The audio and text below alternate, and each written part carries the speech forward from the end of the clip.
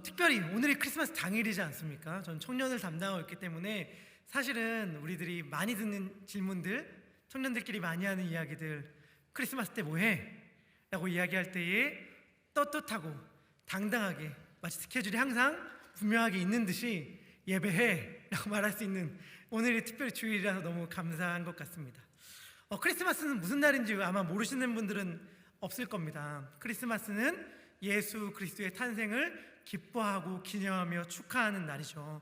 물론 여기 계신 모든 분들 다 알고 있을 거예요. 정말 예수님이 몇 월 며칠에 태어났는가? 라는 질문 앞에서 우리는 분명한 대답은 할 수는 없습니다만, 기독교는 전통적으로 1700년이 넘는 시간 가운데에 오늘 12월 25일을 예수님의 탄생을, 예수님의 생일을 축하하고 기념하는 날로 지켜왔습니다.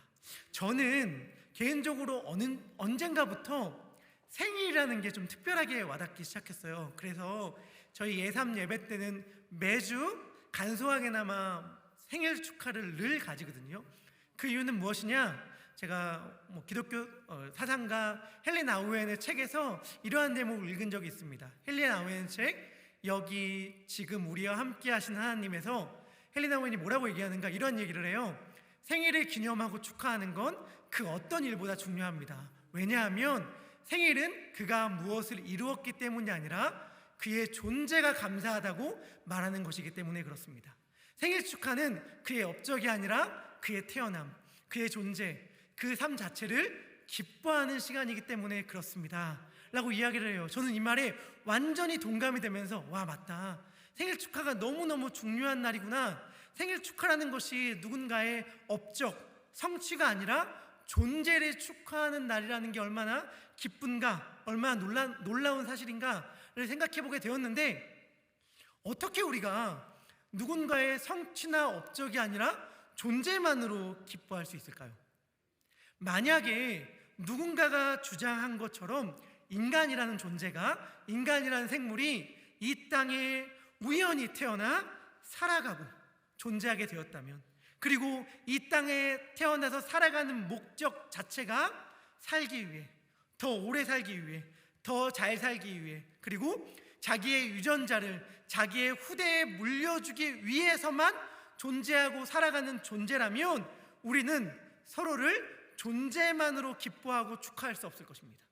우리가 서로를 존재만으로 기뻐하고 축하할 수 있는 이유는 우리가 하나님의 존귀한 형상으로 창조되었고, 그리고 그분이 우리를 이 땅 가운데에 목적을 두시고 허락하셨기 때문입니다. 그런데 오늘은 그러한 날들 중에도 그분의 조금도 흐트러지지 않는, 조금도 망가지지 않은 온전하고 완전한 형상이신 예수 그리스도가 이 땅에 태어난 것을 기념하고 축하하는 날입니다. 오늘 저는 그냥 과감하게 예수님의 생일날이라고 해도 될 것 같아요. 막 혹시라도 예수님의 12월 25일을 예수님의 생일날이라고 말하는데 좀 주저함이 되는 분이 혹시 계셨다면, 저는 옛날에 그랬는데 왜? 좀 아는 척하려고, 그게 확실하지 않아 라고 좀 아는 척하려고 저는 옛날에 그랬던 것 같은데, 그럴 필요 없어요. 주님께서 이 땅에 나신 것을 기념하면서 축하하는 날이니까 오늘이 예수님의 생일이야 라고 우리가 마음껏 믿고 이야기해도 된다고 생각하는데, 생일이라는 걸 또 생각한다면 한편으로 기쁘기도 하지만 한편으로는 뭔가 우리들의 마음 한구석에 먹먹함을 준다, 이러한 생각도 하게 되었습니다. 왜냐하면 모든 생물은 태어나자마자 죽음을 향해 가고 있기 때문이죠. 아이가 태어나서 힘차게 우는 그 울음소리는 어찌 보면 죽음이라는 결승선을 향해 달리는 총의 신호탄일지도 모른다는 생각을 하게 됩니다. 우리가 태어나서 잘 살고 있어 라는 말은 반대로 이야기하면 잘 죽어가고 있다, 죽음을 향해 가고 있다라는 이야기도 하죠. 전도자는 전도서 7장 1절에서 2절에 이러한 지혜를 우리들에게 알려줍니다. 우리 함께 전도서 7장 1절과 2절의 말씀을 읽도록 하겠습니다. 시작.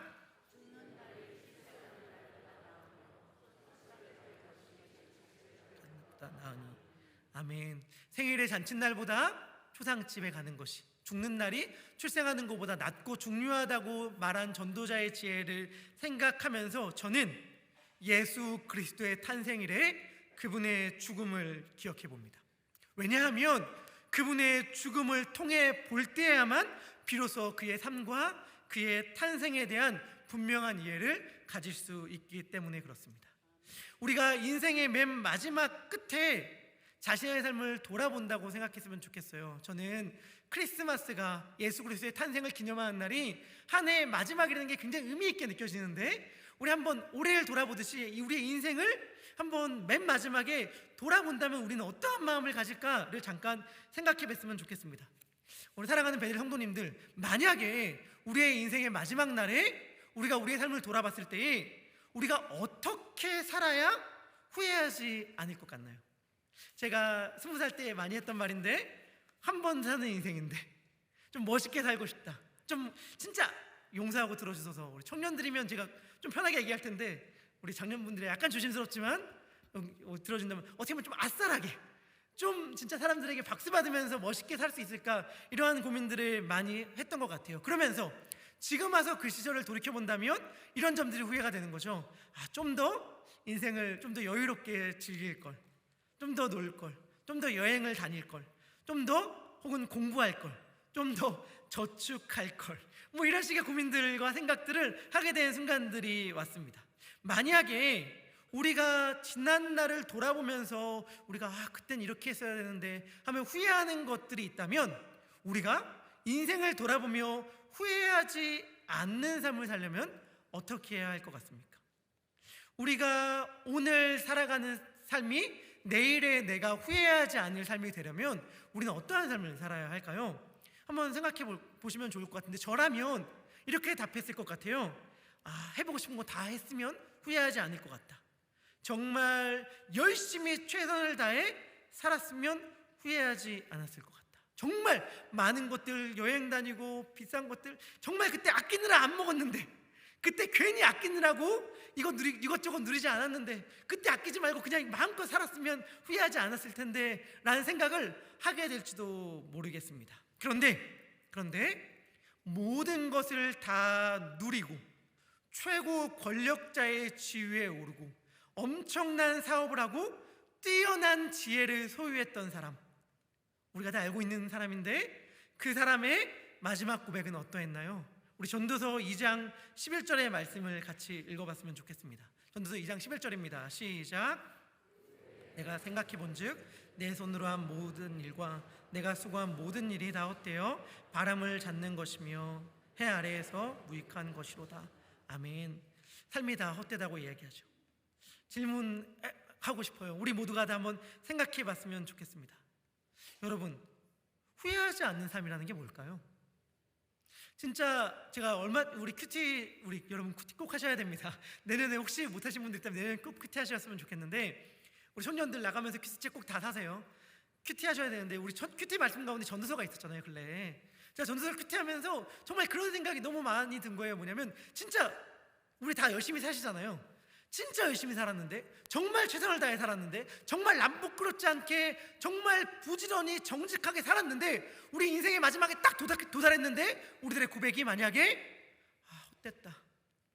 헛됐다 라면 얼마나 그게 공허해요. 진짜 열심히 살았는데, 정말 열심히 살고 정말 최선을 다해 살고 정말 바르게 살았는데, 정말 인생의 끝에 왔을 때 헛됐다, 헛살았다 라는 이야기를 한다면 우리들의 모든 삶이 얼마나 허무하겠습니까?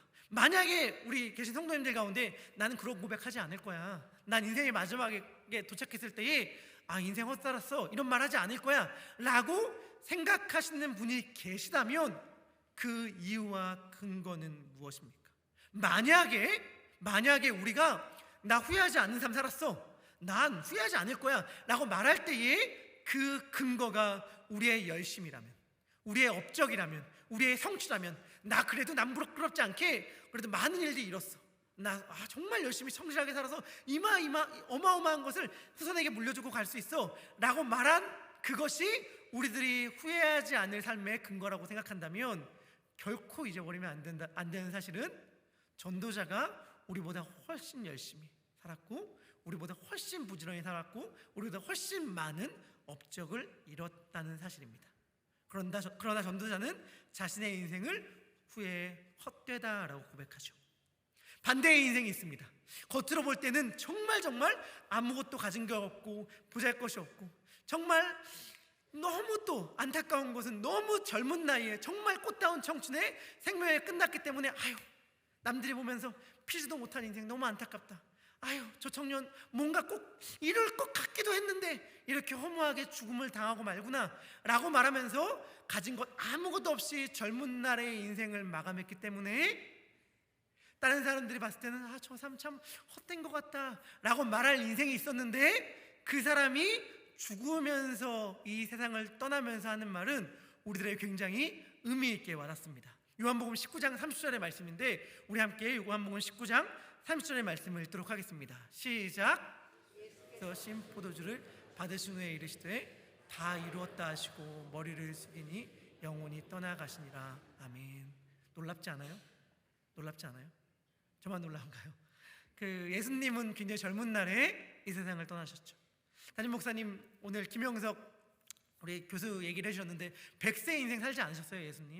예수님 우리로 따지면요, 예삼 청년들 가운데서도 예수님이 형이라고 부를 사람들이 많은 나이에 우리 예수님 이 세상을 떠나셨어요. 다시 말하면 뭐 하고 싶었는데 제대로 못했어, 뭐 내가 뭐 한번 해보려고 했는데 내 인생이 끝나고 말았어 라고 말할 나이에 이 세상을 떠나셨는데, 예수님이 이 세상을 떠나면서 하신 말이 뭐예요? 다 이루었다. 다 이루었다. 어떻게 이러한 고백이 가능할 수 있을까요? 이 예수님의 말은 나 후회 없이 온전히 살았어, 조금도 후회 없이 완벽하게 살았어 라고 하는 말일 텐데, 어떻게 그것이 가능할 수 있을까요? 당장 어제의 하루도 오늘의 내가 후회하고 있는 삶을 살아가고 있는 우리에게는 이 예수님의 고백이 너무나도 거리감 있게 느껴지지 않습니까?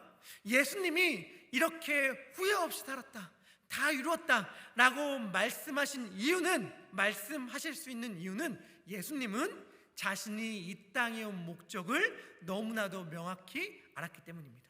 예수님은 자신이 왜 이 땅에 왔고 이 땅을 살아가는지를 너무나도 분명하게 알고 있었어요. 어떻게? 자신을 이 땅에 보내신 분과 끊임없이 대화하고 소통함으로, 자신의 생각을 내려놓고 자신을 보내신 아버지의 뜻에 순종함으로. 요한복음 5장 30절은 말합니다. 내가 아무것도 스스로 할 수 없노라. 듣는 대로 심판하노니 나는 나의 뜻대로 하려 하지 않고 나를 보내신 이의 뜻대로 하려 함으로 내 심판은 의로우니라. 요한복음 12장 49절은 또 이렇게 이해합니다. 내가 내 자유로 말한 것이 아니요 나를 보내신 아버지께서 내가 말할 것과 이를 것을 친히 명령하여 주셨으니. 무슨 말이냐면, 예수님은 자신을 이 땅에 보내신 하나님과 끊임없이 소통함으로, 물론 예수님이 곧 하나님이시기 때문에 두 분의 생각은 같으세요. 하지만 그럼에도 불구하고 이 땅에 오신 예수님은 끊임없이 하나님께 기도하고 물음으로 내가 왜 살아가야 되는지, 내가 왜 이 땅에 왔는지에 대한 질문을 하나님께 드리고, 하나님께서 그에게 주신 답을 자신의 삶으로 살아내므로 후회 없는 삶을 살 수 있었습니다. 그게 뭐예요? 오늘의 본문의 말씀이에요. 크리스마스가 있는 이유. 크리스마스가 있는 이유가 뭡니까? 사랑하는 연인에게 사랑의 고백을 하려고? 사랑하는 가족들과 함께 행복한 시간을 보내려고? 아니요. 크리스마스가 있는 이유, 그 이유를 성경은 이렇게 이야기합니다. 저는 이 구절을 정말 모든 예삼의 청년들과 베델의 성도님들이 다 암송하길 소망하는데, 마가복음 10장 45절, 우리 제자반 나오신 분들은 이 말씀 다 외우고 있어야 됩니다. 마가복음 10장 45절의 말씀인데 우리 한번 큰 목소리로 읽도록 하겠습니다. 시작. 도리어 섬기려 하고 자기 목숨을 많은 사람의 대속물로 주려 함이니라. 아멘. 이게 크리스마스가 있는 이유예요. 예수님이 이 땅에 오신 이유. 인자가 온 것은 섬김을 받으려 함이 아니라 도리어 섬기려 하고 자기의 목숨을 많은 사람의 대속물로 주려 함이니라. 자기의 목숨을 많은 사람들에게 내어주기 위해, 다시 말한다면 십자가를 향하여 나아가기 위하여 예수님은 이 땅 가운데 오셨습니다. 예수님의 발걸음은 이 땅 가운데 온 첫날부터 십자가를 향해 있었습니다. 이 말의 의미를 좀 더 분명하게 알기 위해 예수님이 태어났을 때의 배경을 생각해 볼 필요가 있습니다. 오늘날 역사가의 눈으로 바라본다면 복음서는 약간 좀 엉성해 보이기도 해요. 사복음서의 내용이 서로 조화가 잘 되지 않는 것처럼 보이기도 하고, 때로는 한 복음서 안에서도 명확한 진술과 정보가 제공되지 않아서 이게 정확하게 뭘 말하는 건지 헷갈리는 경우들이 있습니다. 그래서 우리가 가지고 있는 크리스마스라고 할 때 떠오르는 이미지는 신약 성경 자체 복음서에 기초하기보다는 다른 수많은 전설이나 동화들에 근거하는 경우가 많이 있어요. 전 제일 대표적인 게 뭘까 생각해보다가 동방박사 세 사람 같은 경우가 아닐까 싶어요. 왜냐하면 성경에는, 복음서에는 동방박사가 몇 사람인지 분명하게 나오지 않거든요. 어쩌면 그 이상의 무리의 사람들이 나올 수 있는 것처럼 암시라고 있지만 명확하게 나오고 있지는 않아요. 그럼 왜 복음서는 이러한 사실에 대하여 명확하거나 분명하게 제공하지 않는 것일까? 그것은 복음서가 예수님의 전기를, 예수님의 일대기를, 역사적 사실을 낱낱이 살피고 파헤치는 데 목적을 둔 것이 아니라 구약 성경과의 연결 속에서 오랫동안 약속하신 메시아, 그리고 그분이 이루시는 하나님의 나라에 대하여만 관심이 집중되어 있기 때문에 그렇습니다. 그래서 우리는 복음서를 읽으면서 크리스마스가 정확히 몇 월 며칠에 있는지 알 수 없어요. 만약에 근데 이게 지어낸 얘기라면 어떻게 보면 더 우리가 분명하게 예수님의 생일을 알 수 있었겠죠. 이 이야기가 지어낸 이야기가 아니면 분명합니다. 왜냐하면 지어냈다고 하기에는 복음서는 예수님을 사랑하는 사람들이 싫어할 만한 이야기들로 크리스마스가 꾸며져 있거든요. 왜일까요? 일단은 이렇습니다. 성경을 봤을 때 예수님의 탄생 이야기를 읽으면 이스라엘인들, 예수님 당시에 예수님을 따랐던 수많은 유대인들, 이스라엘인들은 거부감을 가질 만한 이야기들로 이야기가 시작됩니다. 왜요? 이교도 황제의 명령, 그리고 헤롯처럼 이스라엘 민족들이 싫어했던 인물에 의해 수행된 인구조사로 인해서 메시아의 부모가 움직일 수밖에 없게 됩니다. 메시아의 부모의 탄생지가 이교도 황제의 명령에 의해 결정되었다는 말은 예수님을 따르던, 예수님을 사랑하는 사람들은 너무나도 받아들이기 힘든, 소화하기 힘든 이야기였을 것입니다. 그리고 또 하나, 헤롯의 유아학살. 여러분들은 성탄절 하면 무엇이 떠오르는가? 우리 금요일날 내 삶 속의 마구간이라는, 정말 여러분들 진짜 오신 분들만, 마치 물도온 하얀만 알더라, 그 기쁨을 오신 분들만 알았을 거라서 다음번에 정말 그런 일 있으면 정말 참여하세요. 너무 재밌고 너무 의미 있는 뮤지컬이 있었는데, 우리 성탄절날 공연 많이 하잖아요. 특별히 아이들 둔 부모님들은 아이들이 이렇게 성탄절날 연극 같은 거 하면 막 구경하러 보고 그러잖아요. 근데 누군가가 그러더라고요. 자기는 평생 살면서 수많은 성탄절 성극을 봐왔는데 단 한 번도 헤롯에 의해 끔찍하게 자행된 유아 학살에 대해 있는 그대로 묘사하는 성탄 연극은 본 적이 없다. 여러분, 크리스마스는 행복하고 즐거운 날만은 아니었어요. 크리스마스 날 예수님의 태어남으로 인해 어떠한 일들이 펼쳐졌죠? 그 지경, 베들레헴 지경 안에 있는 2살 아래의 모든 아이들이 피를 흘리는 엄청난 끔찍한 일들이 일어났죠. 저는 개인적으로 2살이 안 되는 아들을 두고 있거든요. 만약에 제 아들이 베들레헴에 있었다면 어떻게 되었을까?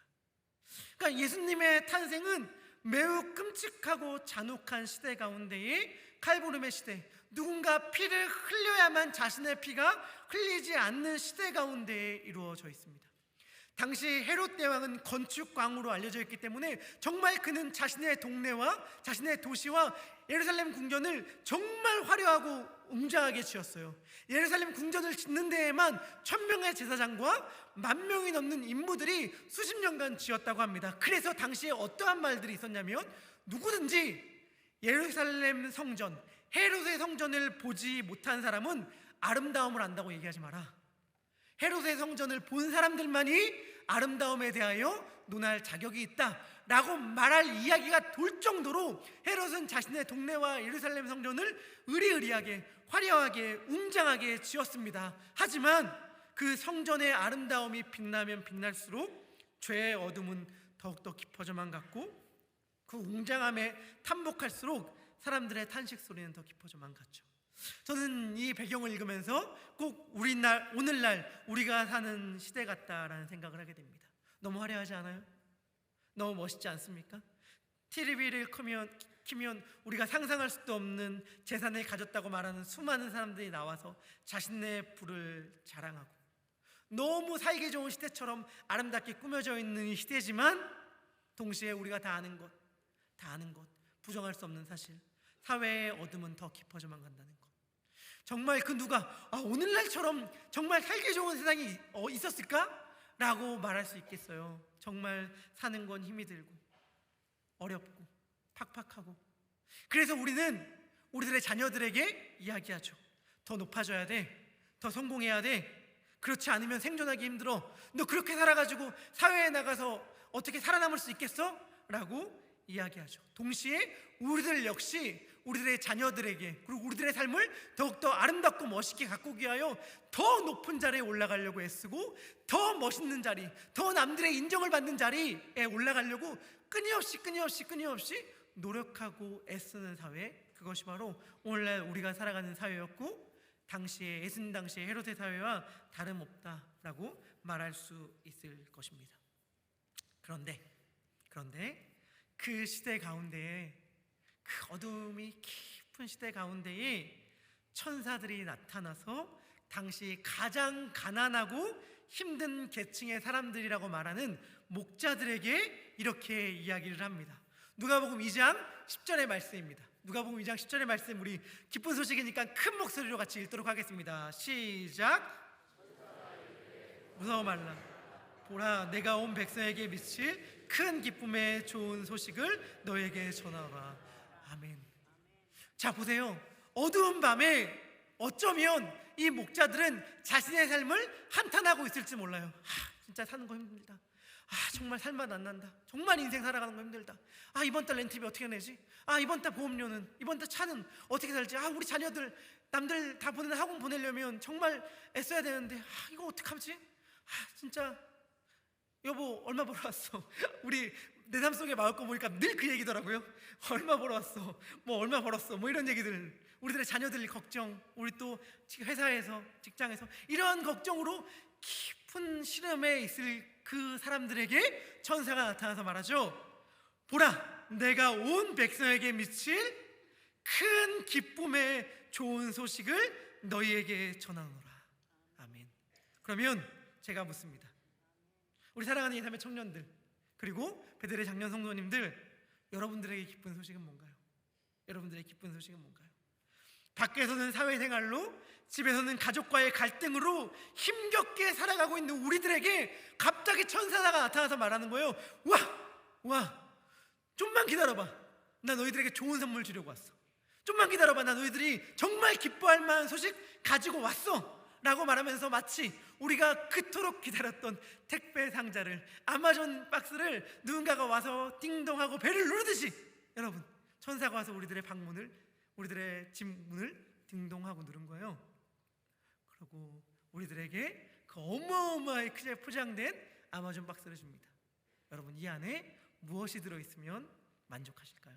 이 안에 뭐가 있으면 우리들에게 진짜 복음이다 라고 말할 수 있겠습니까? 2022년을 마무리하면서 열었더니 이게 있다, 좋은 소식이라고 말하는데 진짜 좋은 소식이구나 라고 생각 들면서 듣는 순간 입이 쫙 벌어지고 턱이 떨어지고 정말 고함을 지를 수밖에 없는 그러한 빅뉴스, 그러한 굿뉴스, 여러분들에게 그러한 소식이 무엇입니까? 죄송해요, 제가 하는 말은 아니고, 금요일날, 저는 오로지 금요일날 뮤지컬을 보고서 하는 말이라는 걸 우리 이해해 주길 바랍니다. 내가 투자했는데 몇 배? 10배가 올랐어. 10배. 이거 너무 좋아하시더라고요. 10배가 올랐어. 여러분들이 투자한 금액이 10배가 오르는 것이 여러분들에게 좋은 소식입니까? 아니면 여러분들에게 그토록 기다렸던 합격, 승진, 이직 소식들, 아니면 누군가는 정말 오랫동안 끙끙 씨름하며 알았던 신분의 문제들, 관계의 문제들, 경제의 문제들, 이러한 소식들이 여러분들에게 2020년 정말 나에게 굿뉴스야 라고 말할 수 있는, 내가 정말 기다렸던 소식이야 라고 말할 수 있는 뉴스입니까? 예수님 당시에 좋은 소식, 복음, 유앙겔리온이라고 하면 전쟁에서 승리하거나 혹은 황제의 아들이 탄생했다는 소식이에요. 이 소식들은 제가 방금 얘기한 우리에게 좋은 소식이라고 말했던 것과 큰 차이가 없죠.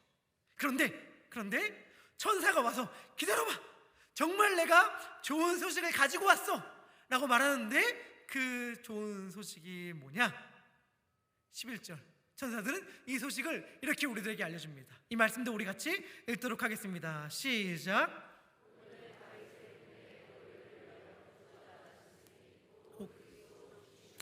아멘, 아멘. 천사가 여기에서 얘기하는 거예요. 와, 너희들 진짜 좋아할 만한 소식이 있는데 너희들 그토록 기다려왔잖아. 메시아, 너희들을 구원할 그분, 우리를 구원할 그분을 그토록 기다려왔는데 우리가 그토록 기다렸던 그분이 오늘 다윗의 동네에서 태어났어 라고 하면서 천사들이 이 소식을 알려주는 거예요. 오늘 이 소식은 우리들에게는 큰 감흥이 없을지 모르겠지만 아마 설교 시간 가운데 들어봤을 텐데, 메시아 대망사상, 이스라엘 민족들은 우리를 구원할, 특별히 이방 민족의 압제로부터 우리를 구원할 메시아를 계속해서 기다리고 있었기 때문에 이 소식이 정말 그들에게는 복된 소식이었을 거예요. 와, 정말? 우리를 구원할 그분이 오셨다고? 정말이야? 네 말이 사실이야? 증거가 뭐야? 메시아가 왔다는, 우리를 구원할 구주가 왔다는 증거가 뭐야? 라고 물을 수 있는데, 그때 그 증거를 누가복음 2장 12절은 이렇게 이야기합니다. 너희가 가서 강보에 쌓여 구유에 있는 아기를 보리니 이것이 너희에게 표적이니라 하더라. 아멘. 여러분 어떻게 와닿으세요? 메시아가 왔대요. 우리의 인생의 모든 문제를 단번에 해결해주고 우리가 그토록 간절히 갈망했던 그 문제를 해결해줄 분이 왔대요. 그래서 우리 묻는 거죠. 증거가 뭐야? 그 증거가 뭔데? 그분이 그리스도라는 증거가 뭐야? 라고 묻는데 천사가 뭐라고 얘기해요? 그 증거는 그분이 구유에 있다는 거야. 구유가 뭔지 아시죠? 짐승들이 먹는 밥통이잖아요. 그분이 우리를 구원할 메시아가 왔는데 그분이 메시아인 증거가 그분이 구유에 있다는 거래요. 여러분들, 이게 납득이 되시나요? 어떤 종교에서 말하듯이 우리를 구원할 메시아라고 말할 때 그 증거는 뭐야? 라고 묻는다면 이 정도는 얘기할 수 있어야죠. 그분 옆구리에서 태어나자마자 그냥 7걸음을 바로 걸었대. 걸으면서 막 아기가 막 우는 게 아니라 천상천하 유아독존 이렇게 말했대. 혹은 태어났는데 발바닥에 북두칠성 발목이 찍혀있대. 이렇게 말한다면 이게 증거일 수 있겠죠. 와, 정말 누가 봐도 메시아구나 이렇게 말할 수 있을지 몰라요. 그런데 우리의 모든 문제를 해결해줄 온 인류에게 비칠 큰 빛이 이 땅에 오셨는데 그 증거가 뭐냐? 여물통에 누워있는 아기로 오셨다는 게 그 증거다. 초라하고 작고 힘없는 그분의 존재가 그분이 이 땅에 오신 하나님이라는 증거다. 천사는 이렇게 얘기해 줍니다. 신기하죠? 메시아인 증거가 힘이 있는 게 아니라 힘이 없는 거라고 말합니다. 부유함이 아니라 가난함이라고 이야기합니다. 왜 그럴까요? 이게 진리예요. 제가 세례 교육을 받을 때마다 늘 얘기하는데, 하나님이 전능하시다고 말할 때에 그 전능하시다는 것은 하나님이 모든 것을 아무거나 막 할 수 있다는 말은 아닙니다. 하나님이 전능하다라고 말하는 것은 하나님이 아무거나 모든 거나 막 할 수 있어 라고 말하는 건 아니에요. 성경엔 하나님이 못하는 게 많이 적혀져 있고, 저는 할 수 있는데 하나님이 못하시는 게 많이 있습니다. 저는 할 수 있는데 하나님이 못하는 것이 성경에 적혀 있는데, 그게 뭐냐? 거짓말. 그게 뭐냐? 죄 짓는 것. 그게 뭐냐? 아픈 것, 병든 것. 그게 뭐냐? 죽는 것. 그게 뭐냐? 하나님 못하시는 거 이렇게 따지니까 너무 많죠. 와, 하나님 이거 못하셔서 저는 할 수 있는데 막 이렇게 말하는 것들 여러분들 많이 있을지 모르겠어요. 우리 죄 짓고 거짓말하고 변덕 부리고, 이거 다 하나님이 못하시는 거라고 성경에 기록되어 있거든요. 그 중에 하나님이 인간이 되신 이유가 나오죠. 그게 뭐예요? 고난당하고 약해지시고 죽는 것. 하나님은 이것을 하시기 위해 인간이 되셨습니다. 하나님이 할 수 없는 그것이 하나님이 인간이 되심으로 하셨는데, 그것이 뭐냐면 약해지시고 고난당하시고 종이 되어 섬기시고 죽는 것이었어요. 예수님은 이것들을 행하시기 위해서 이 땅에 오셨습니다. 예수님은 자신이 왜 이 땅을 살아가는지를 너무나도 분명하게 알고 있었어요. 인자가 온 것은 섬김을 받으려 함이 아니라 도리어 섬기려 하고 자기 목숨을 많은 사람의 대속물로 주려 함이니라. 아멘. 예수님이 이 땅에 오시자마자 끊임없는 유혹이 있었죠. 끊임없는 유혹. 뭐예요? 높아져라, 경배받아라, 너의 힘을, 너의 능력을, 너가 얼마나 잘난 사람인지를, 너의 존재를 세상적인 방식으로 증명해라. 십자가가 아니라 칼로, 군대로, 힘으로 너의 목표를 이뤄라 하는 유혹이 예수님의 평생 따라다녔는데, 예수님은 그 유혹을 끝내 거부하셨어요. 왜? 십자가만이 종이 되어 섬기는 길만이, 죽는 것만이 생명을 살린다는 것을 알고 있었으니까. 그리고 자신이 이 땅에 온 목적이 바로 그 길을 걸어가기 위함이라는 것을 예수님은 아셨기 때문에 예수님은 그 길을 걸어가셨습니다. 우리에게 진짜 복음은 이겁니다. 진짜 기쁜 소식은 우리에게 복권이 당첨됐대, 우리의 오랫동안 문제였던 신문의 문제가 해결됐대, 이런 게 아니라 예수님이 이 땅 가운데 오셨습니다. 왜? 우리를 살리기 위해서, 우리에게 영원한 생명을 주시기 위해요. 그분이 이 땅 가운데 오셔서 우리를 섬기셨고 우리를 위해 자신의 목숨을 내어주셨습니다. 이것이 복음이에요. 예수님께서 죽으시기 위하여 십자가를 향하여 나아가는 발걸음 가운데에 제자들끼리 다투기 시작합니다.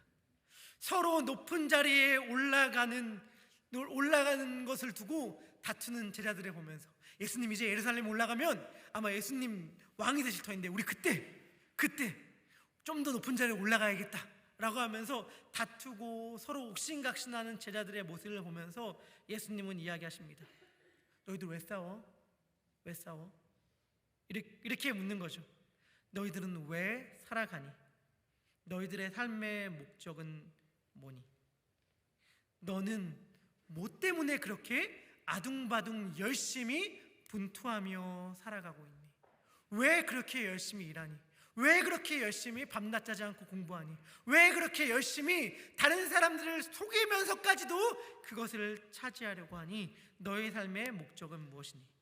세상에 있는 사람들은 더 높아지기 위해 애쓰겠지, 남의 명령을 듣고 따르는 사람이 되기보다는 명령을 내리는 사람이 되기 위하여 더 애쓸지 몰라. 하지만 너희들은 그러면 안 된다. 왜냐하면 너희들은 내 제자잖아. 내가 걸어가는 그 길을 너희는 걸어가야 해. 너희들은 서로를 섬겨야 하고 서로의 종이 되어야 한단다. 내가 온 이유와 목적이 바로 그거야. 서로도 높은 자리에 올라가기 위하여, 서로도 차지하고 가지기 위하여 끊임없이 싸우느라 다치고 아프고 상처 입은 이 땅을 치유하고 회복시키기 위하여 내가 왔고 이 길을 걸어가고 있고 너희는 이 길을 따라서 걸어야만 한단다 라고 예수님은 말씀하십니다. 제가 말씀드렸듯이 예수님의 생일을 기념하는 날이 한 해의 마지막이라는 것이 참 의미가 있습니다. 오늘 한 해를 마무리하면서 우리는 우리의 삶 전체를 되돌아볼 수 있습니다. 우리 베델의 성도님들과 예삼의 청년들에게 묻습니다. 올 한 해의 목적은 무엇이었고 그것을 이루셨습니까? 이 정도면 그래서 오늘 한 해의 목표는 달성했다 라고 여러분들 이야기할 수 있으실까요? 아니면 올해는 부족했네, 내년에는 이뤄보자 라고 이야기를 하시나요? 우리 정말 이 땅을 살아가는 목적과 이유는 무엇입니까? 더 높아지기 위하여?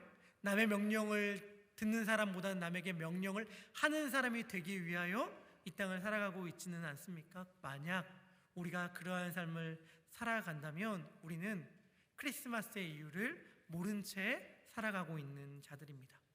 예수님께서 이 땅에 오신 이유, 크리스마스의 이유가 우리가 이 땅을 살아갈 이유입니다.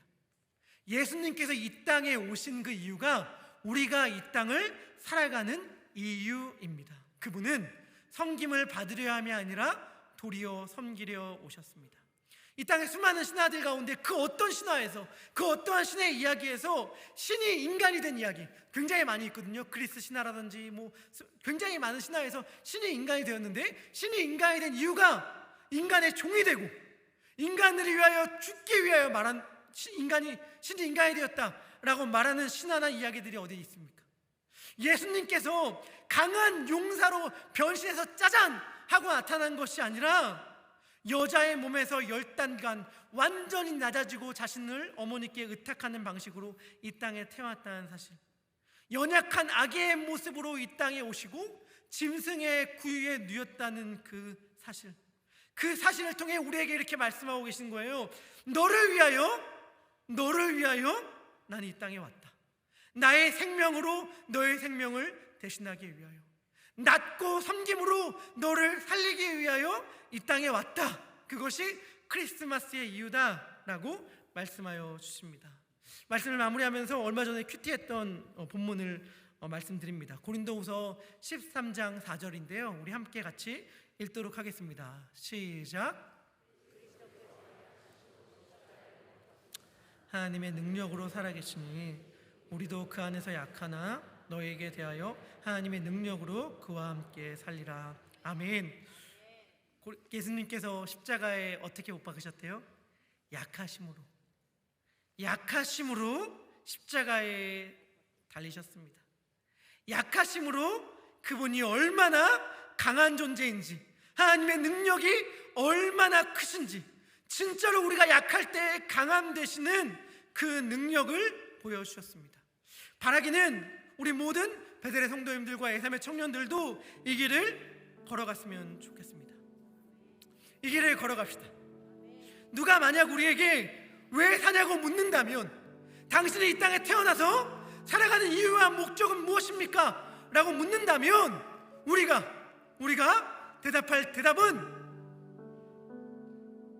다른 일을 사랑하고 섬기기 위하여, 생명을 살리기 위하여, 나의 낮아짐과 희생과 섬김과 죽음과 같은 길을 통해 다른 영혼을 살리고 회복시키기 위하여 살아갑니다.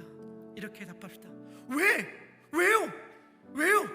라고 물을 때에 그 이유가 예수님이 그렇게 하셔서 우리를 살렸기 때문입니다 라고 이야기할 수 있으면 좋겠습니다. 그리고 그 어떠한 위대한 삶도, 여러분들이 바라고 꿈꾸고 소망했던 그 어떠한 삶도 십자가를 향해 나가는 이 삶보다 위대할 수는 없습니다. 십자가를 향하여 살아가는 그 삶만이 후회하지 않는 삶입니다. 바라기는 모든 베델의 성도님들과 예삼의 청년들, 십자가를 향한 발걸음을 멈추지 않고 걸어감으로 후회하지 않는 삶, 위대한 삶, 아름다운 삶, 다른 사람들의 영혼을 살리는 크리스마스의 목적을 진짜 제대로 알아가는 삶을 살아가길 소망합니다. 그런 마음을 가지고 우리 함께 십자가의 전달자 찬양, 우리 함께 우리의 마음의 고백을 다하여 찬양하도록 하겠습니다.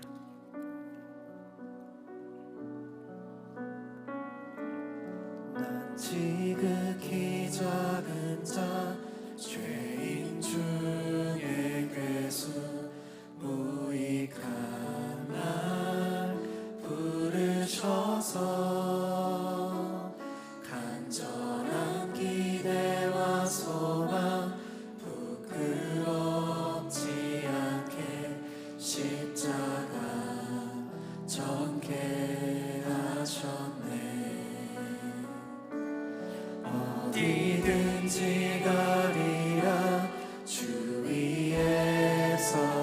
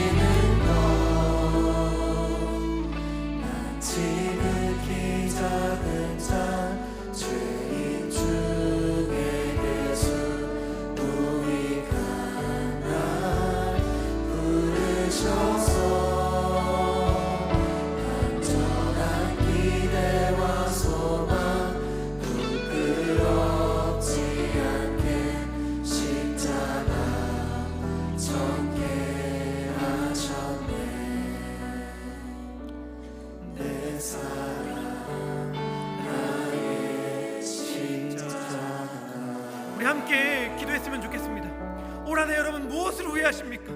그때 투자했던 거 잘 됐으면 내가 저 차 뽑을 수 있었는데 너무 아쉽다. 이사할 수 있었는데 이사 못해서 너무 안타깝다 라고 하면서 그런 것들 여러분들 후회하고 계셔요? 그런 것들 여러분들 후회하고 계셔요? 좀 더 맛있는 것, 좀 더 비싼 옷, 좀 더 좋은 집, 좀 더 멋있는 차, 그거 못하고 못 사고 못 입는 것, 못 먹은 것 여러분들 후회하고 계십니까? 그런 것들 후회할 만큼 하찮은 인생 아닙니다. 우리가 후회할 건요, 그때 내가 좀 더 희생의 길을 걸어갔다면 그 영혼 살릴 수 있었는데, 그때 내가 예수님의 길을 걸어갔다면 그 영혼을 회복시킬 수 있었을 텐데, 그때 내가 예수님이 원하는 방식대로 살아갔다면 혹시라도 그 영혼이 주님께로 나오지 않았을까? 우리가 바라보고 후회할 지점은 거기에 있고, 하늘을 바라보면서 기도할 지점도 바로 거기에 있습니다. 주님이 오신 이유를 살아내겠습니다. 십자가를 향하여 걸어가겠습니다. 주의 능력과 사랑이 우리의 삶을 온전히 회복시켜 주시옵소서. 주님이 걸어가신 길을 걸어가는 우리가 되게 하여 주시옵소서. 이러한 기도의 제목을 가지고 간절히 주의 이름 한번 부르짖고 기도하도록 하겠습니다. 기도합니다. 주여,